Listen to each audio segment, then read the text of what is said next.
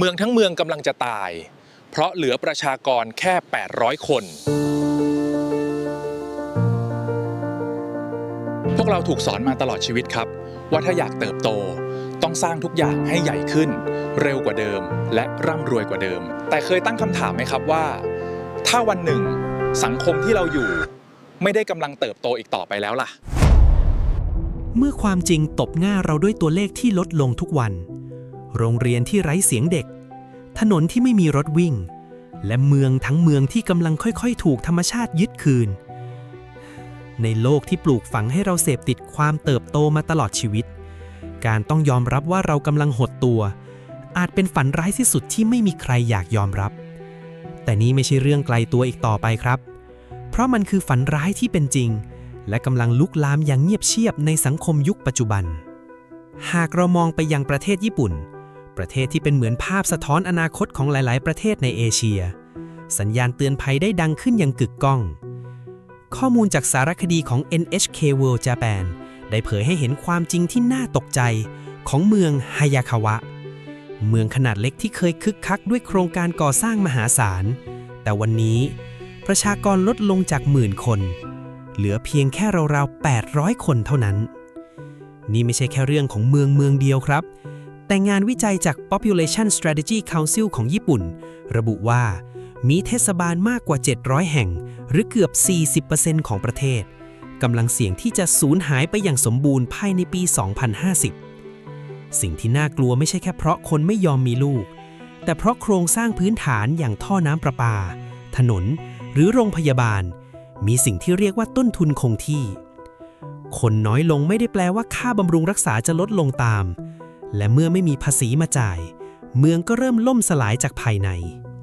ลองจินตนาการถึงความกดดันของผู้นำท้องถิ่นอย่างนายกเทศมนตรีฟุกาซาวะฮาจิเมะในอดีตเมืองพยายามทุ่มเงินมหาศาลสร้างแหล่งท่องเที่ยวหวังจะดึงคนให้ย้ายกลับมา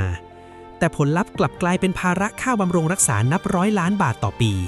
ซึ่งคิดเป็นถึง 10% ของงบประมาณทั้งเมืองนั่นคือจุดที่เขาตระหนักได้ว่าการไล่ไขว่คว้าฝันเรื่องการเติบโตในวันที่คนไม่มีแล้ว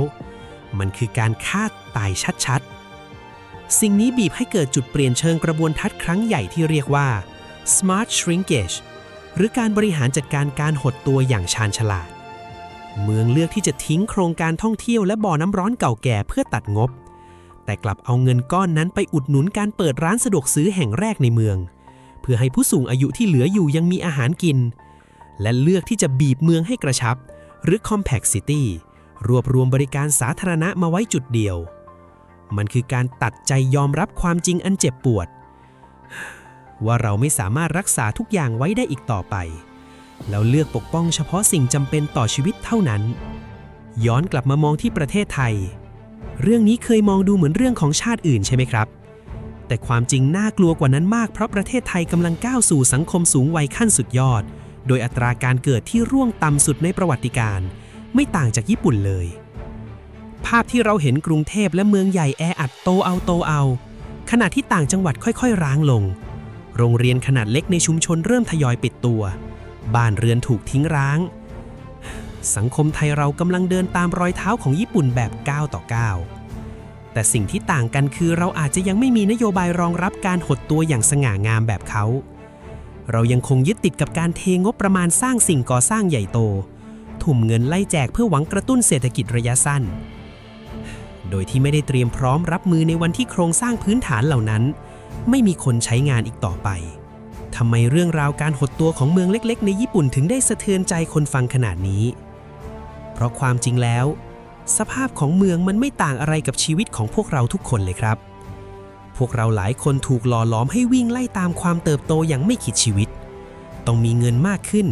ต้องมีตำแหน่งใหญ่ขึ้นต้องมีบ้านหลังโตขึ้นจนกระทั่งวันหนึ่งสภาพร่างกายจิตใจหรือทรัพยากรของเราเริ่มหมดลงเราถึงได้รู้ว่าการดันทุรังยึดติดกับสิ่งที่เกินตัวมันสร้างบาดแผลให้เราขนาดไหนบทเรียนจากญี่ปุ่นไม่ได้สอนให้เราหมดหวัง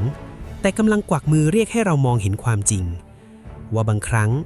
การยอมรับว่าเราเล็กลงไม่ใช่ความล้มเหลวแต่คือการปล่อยวางสิ่งที่ไม่จำเป็นเพื่อปกป้องสิ่งสำคัญที่สุดในชีวิตเอาไว้ต่างหาก หากวันหนึ่งบ้านเกิดที่คุณเติบโตเดินทางมาถึงจุดเดียวกับเมืองนี้คุณจะเลือกตัดอะไรทิ้งและรักษาอะไรไว้แล้วพบกันใหม่ในคลิปหน้าสวัสดีครับ และนี่คืออยู่เป็น